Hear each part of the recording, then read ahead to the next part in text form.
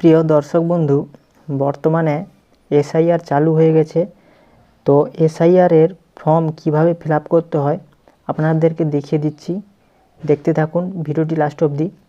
আপনাদের বাড়িতে যে বিএলও এসে আপনাদেরকে যে ফর্মটি দিয়ে যাবে, দুটো করে ফর্ম আপনাদের দিয়ে যাবে। এইরকমই একটা ফর্ম যেটা দেখতে পাচ্ছেন ভিডিওতে, এরকম একটি ফর্ম আপনাদেরকে দিয়ে যাবে। তো এই ফর্মটি আপনাকে ফিল আপ করতে হবে, দুটোই আপনাকে ফিল আপ করতে হবে। যদি না পারেন, যারা জানে ওদের কাছ থেকে ফিল আপ করে নিতে পারেন। তো আমি একবার দেখিয়ে দিচ্ছি কীভাবে ফিল আপ করতে হয়। তো আপনারা দেখুন, এইরকম আপনাকে ফর্ম দিয়ে যাবে, যেখানে আপনার এখানে নাম থাকবে, এপিক নম্বর থাকবে এবং ঠিকানাও থাকবে। এখানে আপনি ক্রমিক সংখ্যা আপনার থাকবে, যে সিরিয়াল নম্বর আপনার এখান থেকে থাকবে, অংশ নম্বর এগুলো আপনার থাকবে, এরকম প্রিন্টিং হয়ে আসবে। এখানে আপনার যে বিএলও তার নাম থাকবে এবং কন্ট্যাক্ট নম্বর থাকবে, আর এরকম কিউআর কোড থাকবে, ফটোও থাকবে। আপনাকে একটা রঙিন ফটো পাসপোর্ট সাইজে এখনকার তুলে এখানে আপনাকে লাগাতে হবে। এরপরে যেটা আছে, এরকম ফর্ম আপনাকে দেবে, এটা পুরো ব্ল্যাঙ্ক থাকবে। আমি এখান থেকে লিখে দিয়েছি কি কি লিখতে হবে না লিখতে হবে। তো এগুলো পুরো খালি থাকবে, সব যেগুলো আমি পেনে লিখে দিয়েছি এগুলো সব খালি থাকবে। তো প্রথমে এটা আপনার জন্ম তারিখ, যেটা তারিখ, মাস, বছর, এইগুলো যেটা জন্ম তারিখ সেটা তারিখ, মাস, বছর এরকমভাবে আপনাকে লিখতে হবে, যেভাবে দেখিয়ে দিয়েছি।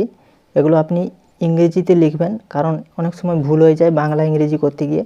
তো যেভাবে আপনার আছে সেভাবেই লিখবেন ইংরেজি দেখে দেখে। এগুলো আমি ডেমো লিখে দিয়েছি।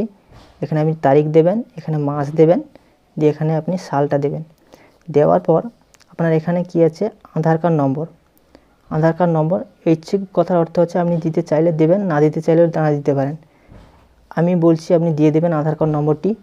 আধার কার্ড নম্বর এখান থেকে আপনি আধার কার্ড নম্বরটি এখানে লিখে দেবেন। আধার কার্ড নম্বরটি এখানে লিখে দেবেন। এগুলো আমি ডেমো দিয়েছি, 00 লিখে এরকমভাবে লিখে দেবেন আধার কার্ড নম্বর। তারপরে এখানে আছে মোবাইল নম্বর। মোবাইল নম্বরটা আপনি এখান থেকে দিয়ে দেবেন। এখানে দেওয়ার পর এখানে পিতা বা অভিভাবকের নাম, এখানে পিতা অভিভাবক আপনার যে আছে তো তার নামটি দেবেন। যদি বাবা থাকে বাবার নামটি দেবেন। দেওয়ার পর ওনার এপিক নম্বর, অভিভাবকের পিতা বা অভিভাবকের এপিক নম্বর যদি থাকে, আশা করি থাকবে, তো বাবার ভোটার কার্ড নম্বরটিও দিয়ে দিবেন। দেওয়ার পর মায়ের নাম এখান থেকে আপনি মায়ের নামটি দিয়ে দেবেন। দেওয়ার পর মায়ের ভোটার কার্ড নম্বরটি এখানেও লিখে দেবেন। লিখে দেওয়ার পর যদি কোনো মেয়ে হয়, তার স্বামী থাকলে স্বামী, স্ত্রী